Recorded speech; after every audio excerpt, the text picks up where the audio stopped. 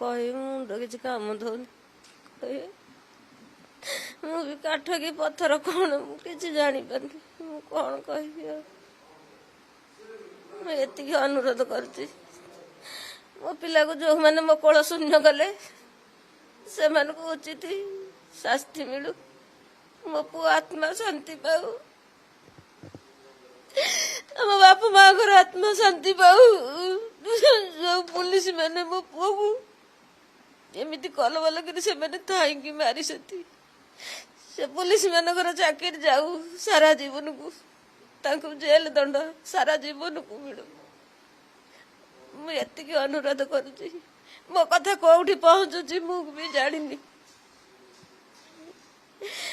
ଯୋଉଠି ପହଞ୍ଚୁଥାଉ ସେମାନଙ୍କର ପାଦ ପଦ୍ମ ତଳେ ମୁଁ କାନିପାତି ଏତିକି ଭିକ୍ଷା ମାଗୁଛି ମୋ ପୁଅ ପାଇଁକି। ମତେ ନ୍ୟାୟ ମିଳୁ, ମୋ ପୁଅ। ମୋର ତ ସବୁ ସରିଗଲା, ଆଉ କିଛି ନାହିଁ। ଆଉ କଣ ଅଛି? ମୋ କଣ ଶୁଦ୍ଧ। ମୁଁ କେମିତି ବଞ୍ଚୁଛି ମୁଁ ବି ଜାଣିପାରୁନି।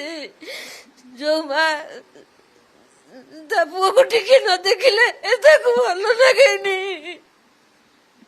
ମୋ ଜୀବନଟା ମୋ ପୁଅ ପାଖରେ ଥାଏ, ମୋ ପିଣ୍ଡଟା ମୋର ଏଇଠି ପଡ଼ିଥାଏ। ଆଜି 10 ଦିନ ହେଲା ମୁଁ କେମିତି ରହିଛି ମୁଁ ବି ସେ କଥା କିଛି ଜାଣିପାରୁନି। ମତେ ବି ଜଣା ନାହିଁ।